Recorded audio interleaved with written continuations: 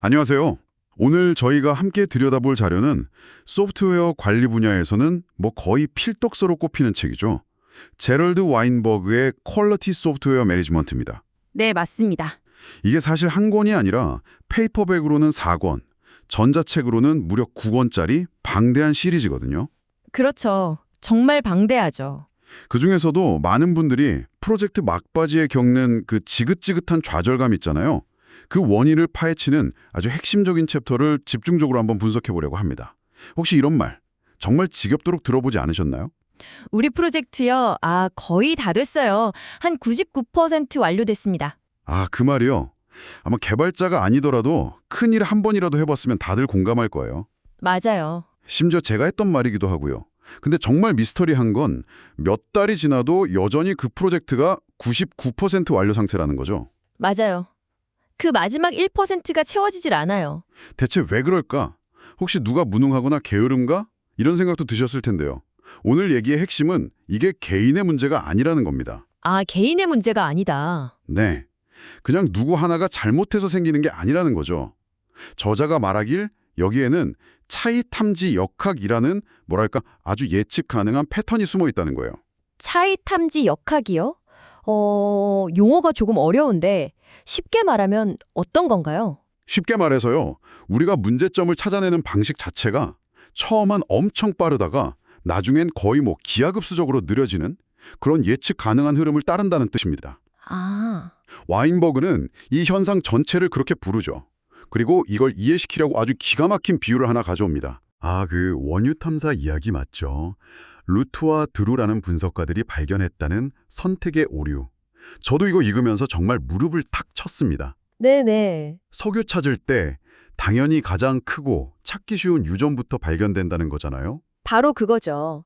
이게 상식적으로는 당연한 얘기인데 엄청난 파급 효과를 가져와요. 어떤 효과요? 초반에 너무 쉽게 그것도 막 대규모 유전을 몇 개 연달아 찾아내잖아요. 네네. 그러니까 이제 회사나 투자자들이 어떻게 생각하겠어요?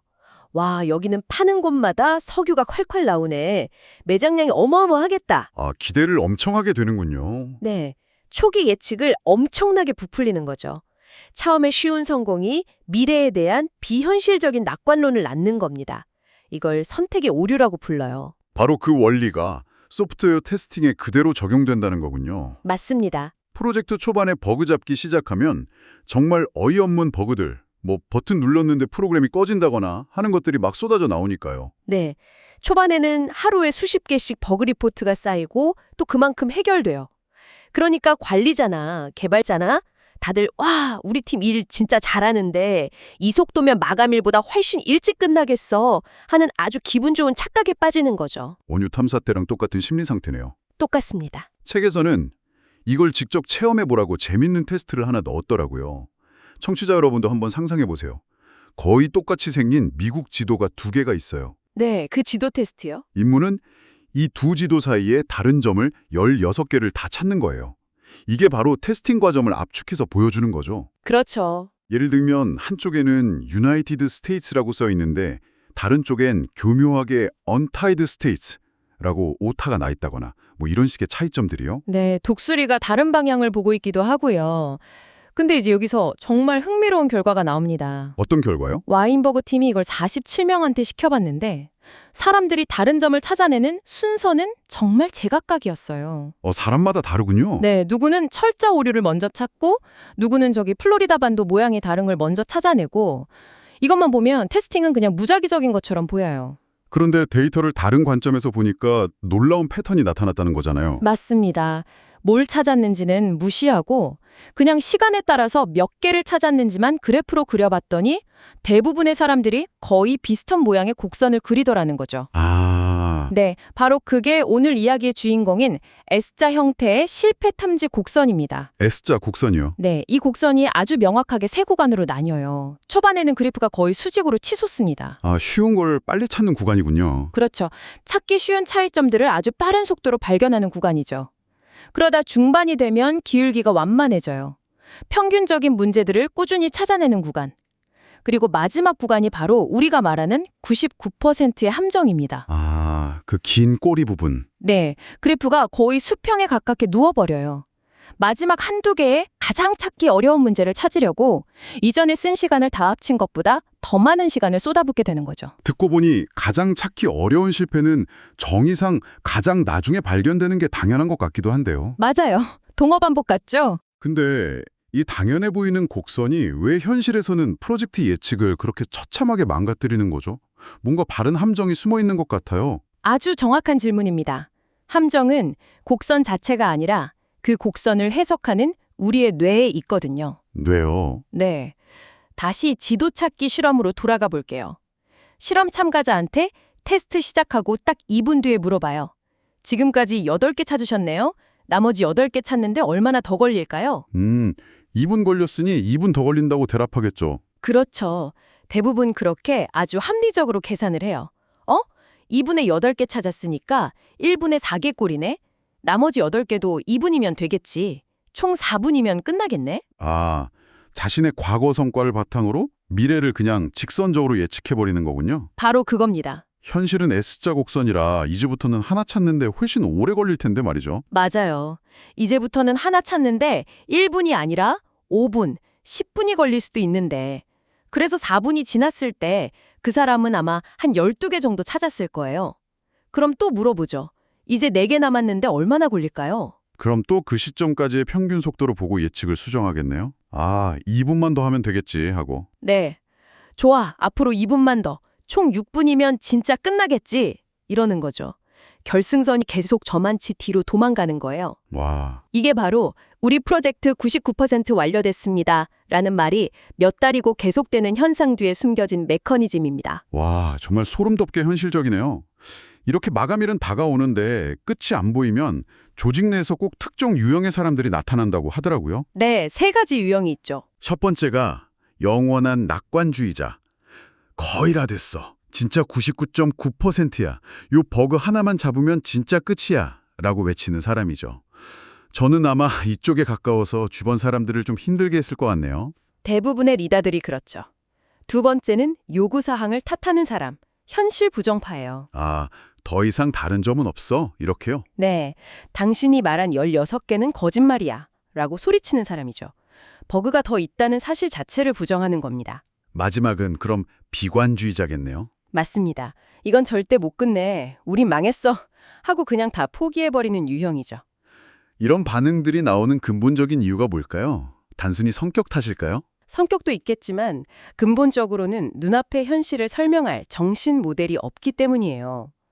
왜 진행 속도가 느려졌는지, 이게 자연스러운 건지 아닌지 판단할 기준이 없으니까 각자 성격에 따라 극단적인 반응으로 쏠리는 거죠. 결국 실패 탐지 곡선을 이해하지 못해서 나오는 반응들이군요. 바로 그겁니다. 그렇군요. 그럼 이 S자 곡선이 거의 중력 같은 자연 법칙이라면 우리는 그냥 이걸 감내해야만 하는 건가요? 이겨낼 방법은 없습니까? 좋은 질문입니다. 여기서 와인버그가 나쁜 소식과 좋은 소식을 함께 전해줘요. 뭔가요? 나쁜 소식은 말씀하신 대로 이 곡선의 기본 법칙 자체는 거스를 수 없다는 겁니다. 세상의 그 어떤 테스트 기술도 심지어 최첨단 AI 테스트도 버그를 직선적으로 찾아내진 못해요. 저 지긋지긋한 긴 꼬리는 항상 존재할 겁니다. 그럼 좋은 소식은 뭔가요? 희망이 없는 것처럼 들리는데요. 좋은 소식은 각각의 테스트 방법들이 서로 다른 종류의 쉬운 버그를 찾는 데 특화되어 있다는 점이에요. 종류가 다르다. 네. 예를 들어 기계가 막 수백만 가지 값을 넣어서 테스트하는 방식은 특정 패턴의 메모리 오류 같은 건 기가 막히게 찾아내요. 하지만 복잡한 비즈니스 로직의 허점, 예를 들어 VIP 고객에게 할인을 2번 적용하면 안 된다 같은 규칙이 깨지는 건 발견하기 어렵죠. 그렇죠. 그건 기계가 알기 어렵겠네요. 반면에 숙련된 개발자가 동료 코드를 한 줄 한 줄 읽어주는 코드 리뷰는 그런 논리적인 호점을 잡는 데 아주 효과적이고요. 그러니까 서로 다른 장점을 가진 테스트 방법들을 조합하라는 거군요. 정확합니다. 자동화 테스트가 찾아내는 쉬운 버그 목록이랑 코드 리뷰가 찾아내는 쉬운 버그 목록은 서로 달라요. 네네. 이 두 가지를 함께 쓰면 어떻게 될까요? 책에 나온 그래프를 보면 명확해지는데 두 개의 다른 S자 곡선이 합쳐져서 초반에 훨씬 더 가파르게 치솟는 새로운 S자 곡선이 만들어져요. 초반에 버그를 더 많이 잡을 수 있게 되는군요. 그렇죠. 물론 이 합쳐진 곡선에도 꼬리는 여전히 존재합니다. 완벽은 불가능하니까요. 하지만 그 꼬리가 시작되는 지점까지 훨씬 더 빨리 도달하고 꼬리의 길이 자체도 줄일 수 있게 되는 겁니다. 그건 정말 합리적인 해결책 같네요. 그런데 현실적으로는 늘 일정에 쫓기잖아요.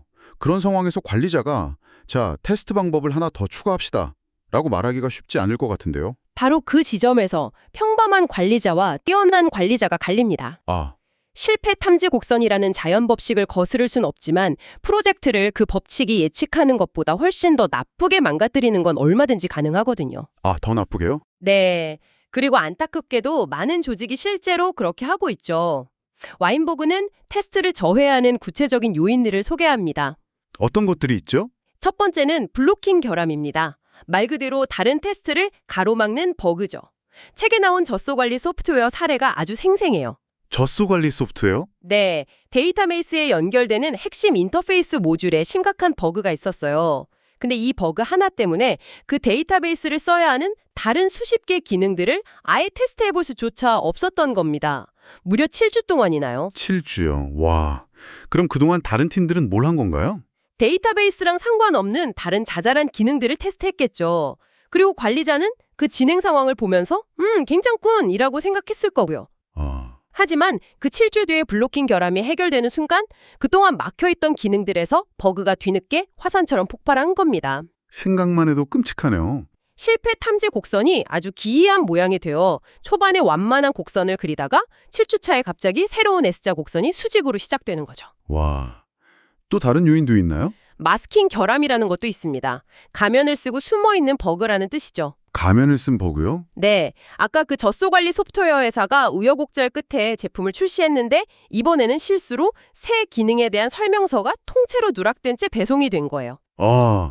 그럼 사용자들은 새 기능이 있는 줄도 모르고 아예 쓰질 않았겠네요? 그렇죠. 아무도 안 쓰니까 그 새 기능 안에 숨어있던 수많은 버그들도 전혀 발견되지 않았습니다. 완벽하게 가면을 쓰고 숨어버린 거죠. 와, 그럼 회사는 성공했다고 생각했겠네요? 네. 이번 출시는 아주 성공적이군. 버그 리포트가 거의 없어. 라고 자축했죠.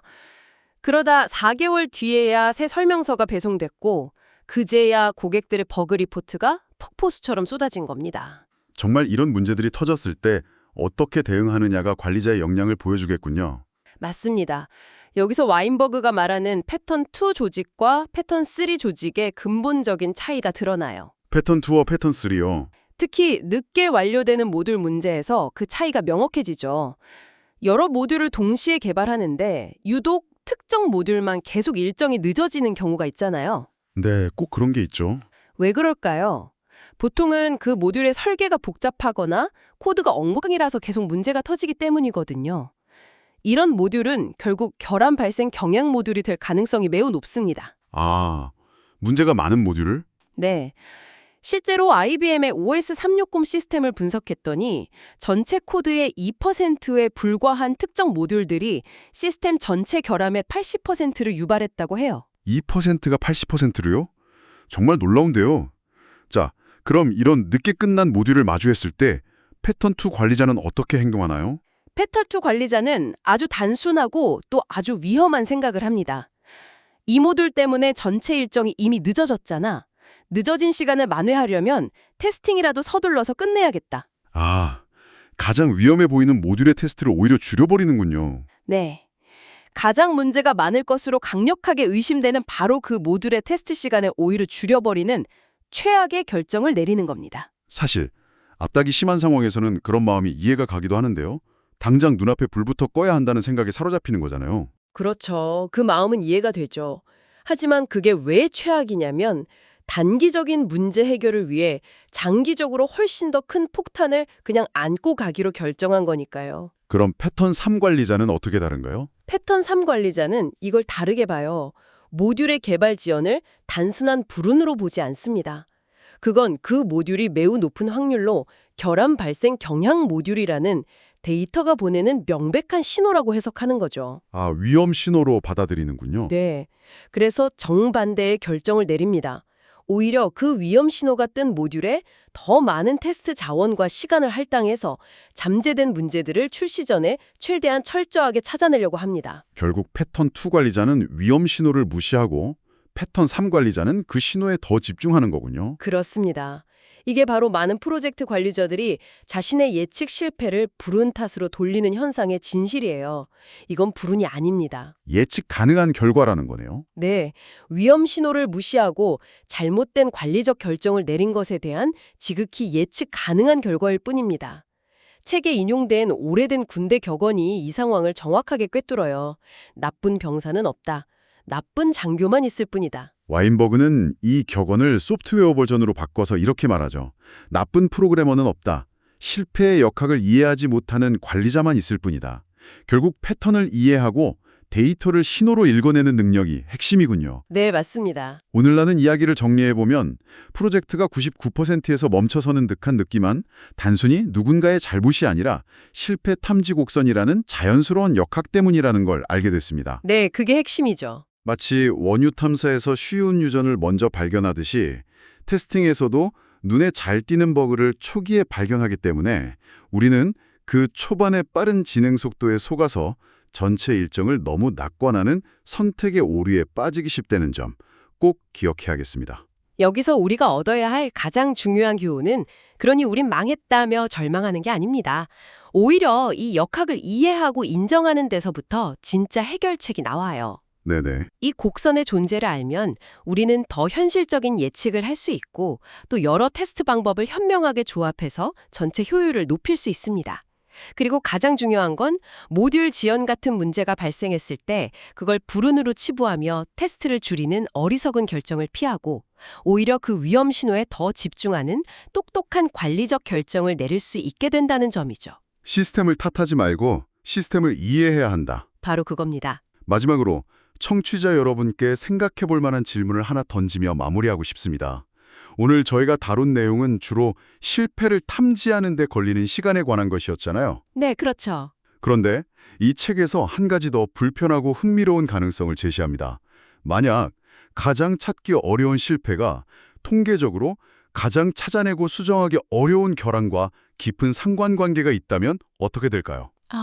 다시 말해 찾기도 힘든 버그가 막상 찾아내고 보니 고치기는 훨씬 더 힘든 종류의 버그일 가능성이 높다면 말이죠. 그렇다면 프로젝트 막바지의 저 긴 꼬리가 의미하는 고통은 단순히 버그를 찾는 시간을 넘어 그것을 수정하는 데 필요한 상상 이상의 노력까지 포함하게 될지도 모릅니다. 여러분이 지금 씨름하고 있는 프로젝트의 그 긴 꼬리는 과연 무엇을 의미하는지 한번 깊이 생각해 보시는 것도 좋겠습니다.